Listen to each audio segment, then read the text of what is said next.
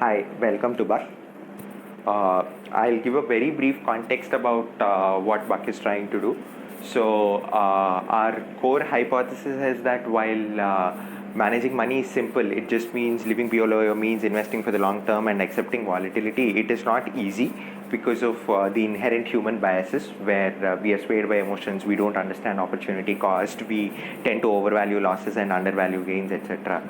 So Buck comes in from a point of view of behavioral finance where we say these human biases can actually be leveraged for the benefit of the user. Now, what you see is the home screen for a person called Chaitanya. And Chaitanya has been working for the last 7 years. We're using account aggregator framework. We've connected to all of Chaitanya's bank accounts and got all the details of his income, his expenses, his savings, his investments, etc. And we've calculated his buck worth. Now, what do we mean by buck worth? So we felt net worth is not a great measure of a person's financial well-being. Instead, we came up with buck worth, which measures his journey towards financial independence. How far is he along in that journey? What we've realized after talking to multiple users is financial independence is something that is common across most of our target group, which is young millennials. So we came up with a proprietary algorithm of calculating how far everybody is there, depending on based on their financial history, their spending habits, their income probability, etc., etc. Now, once he sees his buck worth, Chaitanya goes on to see what his buck worth could have been had he had good financial habits.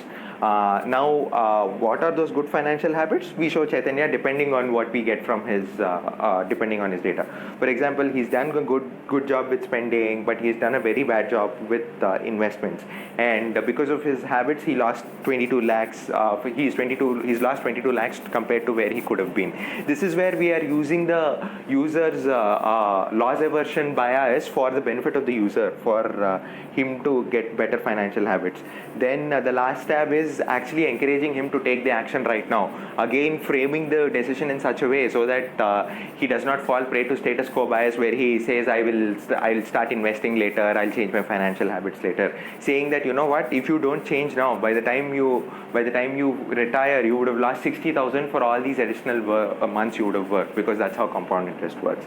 At any point in time, Chaitanya can just click on a button to see, hey, what are the things I should do? How should I change? Like, we don't want to overwhelm the user with 20 things. Instead, we want to give them 3 simple things that they can take away.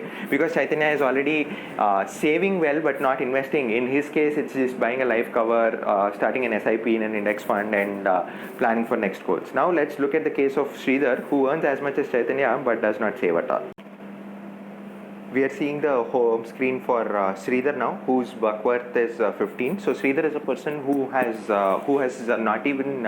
continuously spent a lot. So his dashboard would be different from what we've seen from Chaitanya.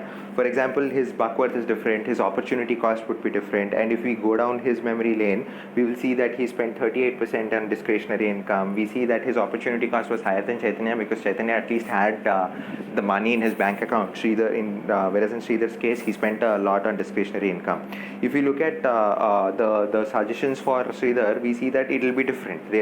Like in his case, the most important thing will be to cut discretionary spending. The second important thing would be to build an emergency fund, and then third important thing would be to start an SIP in an index fund. So like I was saying, we can, depending on the financial history of the user, we categorize the users on a basis into different categories, and depending on category, we understand we customize our app as to what kind of